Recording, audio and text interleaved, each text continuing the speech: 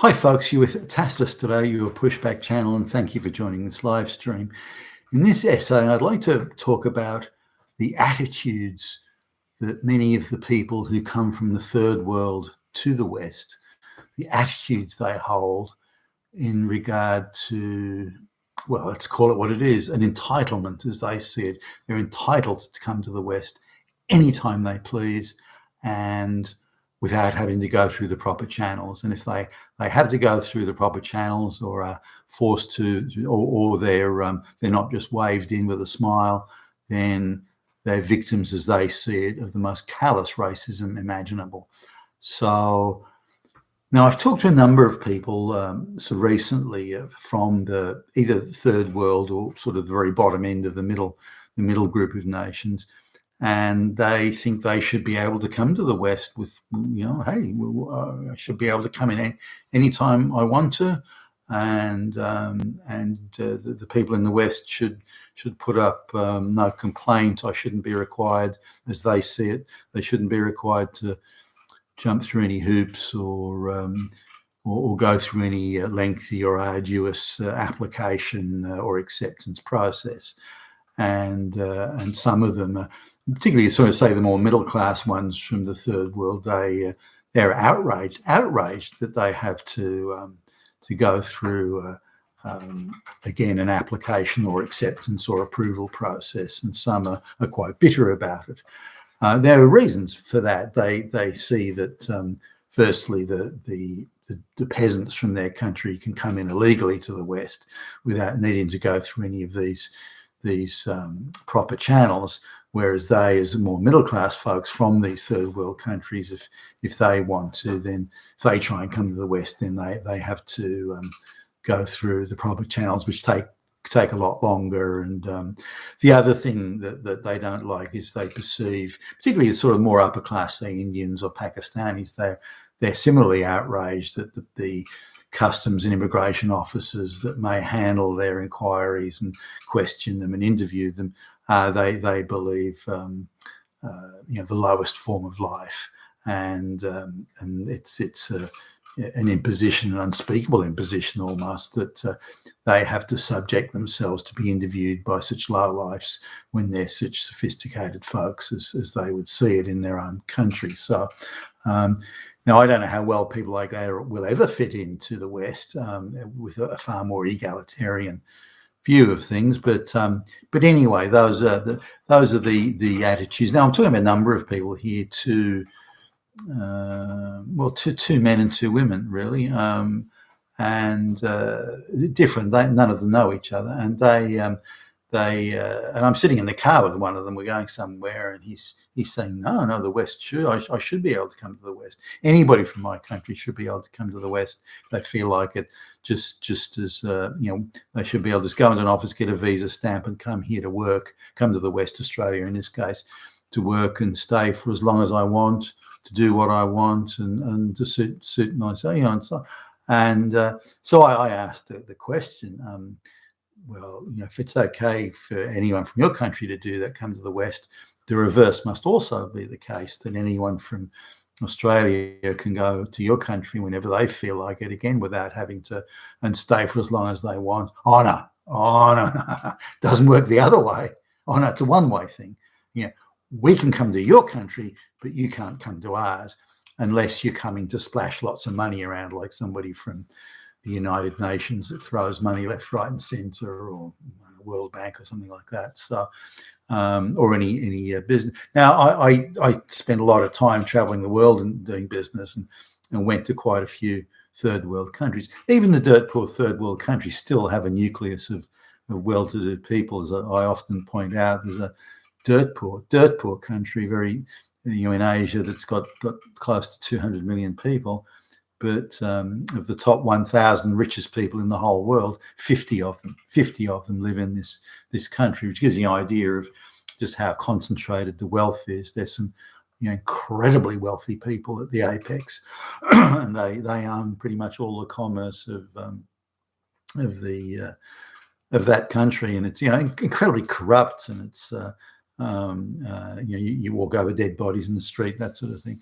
So So these sort of countries, though, the people from there think they have the right to just come in. But when you're traveling around on business, some of the heavies will meet you first off, and their sole purpose is to ascertain exactly how much money you're going to splash about. You're a Western guy, you're white, but particularly when I started out, um, white people were viewed just as fountains of money. The way they treated me is that out of my mouth and money would just pour out. And so it's really a case of how much money and how much of it they could get their hands on. And if the company wasn't intending to splash much money around in that particular area, then they very quickly lost interest, and some junior flunkies would be assigned to look after you and to give you lip service and pretend that you were being taken seriously. If you were throwing a lot of money around, then they were gagging to get a bit of the money. So, so the idea is, well, I come from a poor country, and we've got our culture, which is morally superior to your decadent Western culture. We've got our way of life, and we've got our customs and habits and our religions, and we've got all that sort of stuff, and we don't want you damn whiteys coming in and diluting it. Or so we'll have a few areas for holidays and vacations, you can go there, but else otherwise we kind of don't want you around. You're just going to devalue our culture and way of life. But on the other hand, we can go to your country and do whatever we want, and that's okay. And they think that's sort of how it should be. And they seem to be rather surprised when I said, well, why is it okay for you to come here if we can't go there?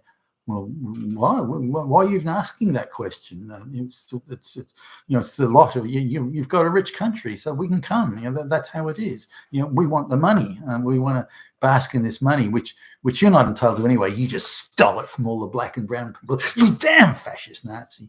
And so they think that pretty much all the wealth in the West is not due to stable governments and high prudential standards, the lack of corruption, quality education, none of these things, the competitive capitalism, so the best products and services win. It's got nothing to do with that. Nothing to do with that. That is utterly irrelevant, because these people really don't understand that. And I'll come back to that in a minute. What they see is that you've got all this money, we don't. So in a simple-minded sense, you must have stolen it from us. Because otherwise we'd all have the same amount. And by the way, that angry butch dyke lesbian from the World Bank and from the United Nations came over and told us that the West is full of fascist Hitler Nazis, and so we're morally entitled to come back and get this. Come over to the West and grab some of this wealth that you stole from us in the first place. You damn racists! So they come here with that sort of attitude of entitlement. They're entitled to come here and to take the money, but they try and get jobs in Western companies and that sort of thing. But when they're spending any money, or they'll all do it only with people from their own, genetic diaspora. So this is something that is now, widespread in the West of people coming here, but deciding that Western people can't go there. I mean, there are still Western companies in, all these poor countries, like, I don't know, for fast food chains, McDonald's, for example. They're all over the place. Not necessarily with beef burgers, incidentally, but so these people typically resent that. They don't like these Western companies coming in and, as they would see it, undermining sort of the family values, if you like, of the country. But as they would see it, the West has no real culture and no moral fibre. So they look at the West and say, well, you've got no moral fibre and no sort of family values for us to take or disrupt, because you got none in the first place anyway. So they're incapable of seeing the nature of family values, the Protestant work ethic and the sobriety and all these sorts of things that are very much part of that Victorian Protestant work ethic and attitude to life and social structures and so on. They can't see that. It's almost invisible to them because they have different structures that they see differently in terms of what they see as socially valuable or culturally valuable and the like. So they're not totally blind to it, but they see whatever we have has much less value culturally and so on than what they have. And on a relative basis, if you look at the role that money and wealth plays in the West, then it certainly has displaced some of the moral issues. And because they have so little wealth, the moral issues in total proportion to their everyday life would take a bigger slice of their worldview, and that's understandable. Now, on the other question of how they conceive wealth, given poor countries or people from poor countries tend to see wealth as a very static sort of thing, and it must pretty much be. If you look at the per capita wealth of people in purchasing power terms, per capita wealth for some of these countries, 30 years ago, it's pretty much the same today. Because as soon as there's any increase in wealth of any sort or an increase in government services as a result of the wealth, then the population explodes, meaning the per capita rate sort of stays roughly the same. I think this is a globalist gig with the West. I think the globalists want to stuff as many people into the West as they possibly can. And have a slowly descending trend line of per capita wealth, so that in another sort of 50 years, the population is going to be in the West is going to be double what it is now. But we're all going to be, other than the 1 in 500 elites, we're all going to have, give or take, about the same purchasing power. Every citizen will be, roughly the same. Now, white people don't like that, which is why the globalists were always going on about how evil and bad white people are, white supremacy, Nazis, fascists, racist, Hitler. So it's really just the debasing of Western wealth and Western lifestyles. So the people from these poorer countries, they see wealth as static. The only way you can get more wealth is to take it from somebody. This idea of creating new wealth and having a high prudential standards of government administration, they've got no concept of that. Corruption is just a natural way of life. You're an idiot and a moron if you don't do the corrupt stuff. So they see it completely differently. So they're coming to the West to take money that they think they're entitled to, and they think they're, as a result, better off. The idea that they're killing the gold or are instrumental in killing the golden goose would never occur to them. It's something that's so far from their thoughts that they would have no idea what you're talking about. But that's pretty much how they see it. Now, how will integration, as in social integration or assimilation, occur? Now, since multiculturalism is the big thing that the globalists are pushing, as well as mass migration, assimilation and cultural mixing, or racial mixing rather, is happening at an absolute snail's, slower than a snail, slower than molasses on a cold winter's day. If you look even at people born in Australia from other countries, such as China, or even Hong Kong, that's from China and so on, their assimilation rate with either the local indigenous sort of white people or indeed other Asian groupings, it's less than 2% overall. Again, even with people who were born here and with people that have come from overseas, it's substantially less than 1%. So given that, I don't know how you can. If you look at any advert on TV or online or in magazines, the whole media landscape, they're really pushing hard the idea of dark, preferably black, but dark guy with white girl. That's something that they're pushing. They must think girls will be the easier touch, and the implication is some of them are. Some of these adverts are close to soft porn. The implication of to the white girl is if you want some really exciting sex, this is how you get it, type thing, and so the mixed races everywhere. You can hardly even in families you get to see even if you've got a white mother and father, the children the children are black and brown. So assuming, I don't know, maybe they've adopted them from Africa or somewhere, but they're really pushing the multi. You cannot see. It's rare. I mean, 1 in 10, and even that's generous. On in advertising, you see a white family anymore, and this is in a white majority countries. We've had all the black and brown people forced on us by the globalist controlled government without our consent, without the consent of the people.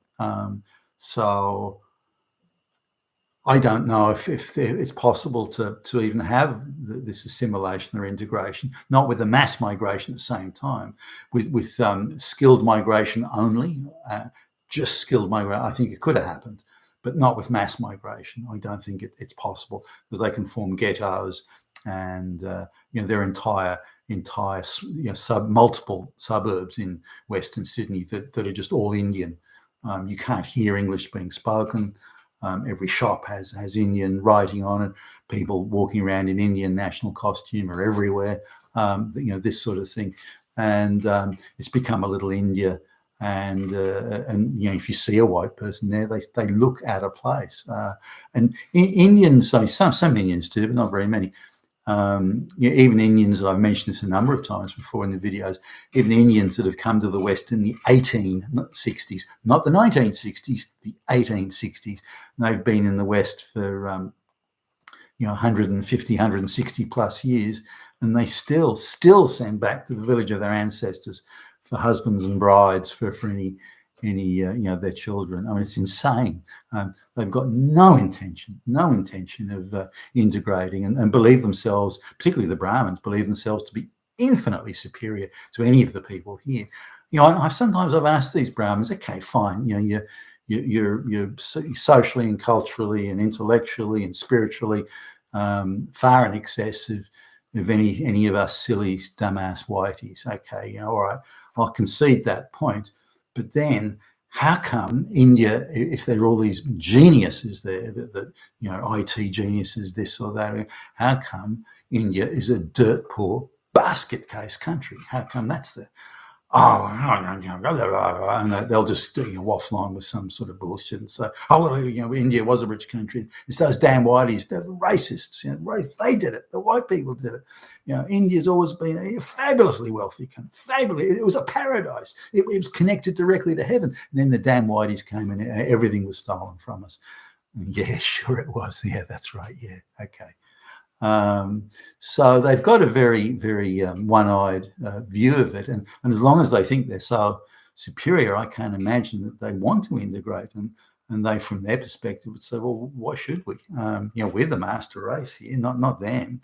And if you look at the Indian nationalists online, Indian nationalists online at talk forums and their nationalist media and so on, they're very much along the lines that one day they're going to be the majority here, certainly here in Australia, because they're so populous, and they're going to be the majority here, and then it'll be them who'll be deciding what happens and what doesn't happen.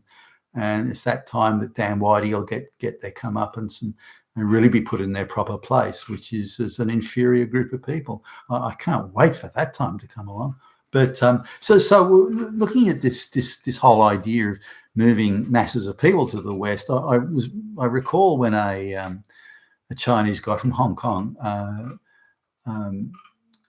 emigrated to Australia in, I don't know, would have probably been 1980. I guess I was a pretty young guy, but he spoke quite good English. I think he might have been a teacher in Hong Kong. But he spoke quite an English teacher. He spoke quite good English, much better than you would normally get out of Hong Kong from the random dudes on the street. But he was determined to fit in and assimilate, and he wanted his kids to fit in and assimilate. And now it wasn't a time of mass migration, so everyone in the street was white around him. And he changed his name from like Wang or Wong or something like that to Young, and he had some a Chinese name, and he changed his name to John or something like that. And the children's names were changed. So he did everything. He went to sort of elocution even to get rid of his still a lingering sort of Asian accent. and way of talking, which he wasn't too bad in his case. And it was interesting that the huge commitment he made to fitting in and to assimilating, and so on, encouraged his children to, he had a boy and a girl, and encouraged them to date white boys and girls, and he didn't want to take them back to Hong Kong for holidays to like give them a refresher on how it was to be Chinese and that sort of thing. Some of the relatives came to Australia to visit, but otherwise his main priority was assimilation and integration, and not simply just to do it for the hell of it, but to make it work. To make it work in every practical sense imaginable, including his employment and all sorts of stuff. I thought he's quite impressive. He's quite a bright guy, actually. I thought he was quite impressive, but I admired his commitment to it. But do you see that commitment today? No. I mean, people are claiming to be citizens of the world and every right to come here, bring their own culture with them, and have no intention of integrating or assimilating or appreciating Western culture. They're simply here to take the money. You've been with Tastos today, your Pushback channel, and thank you for listening.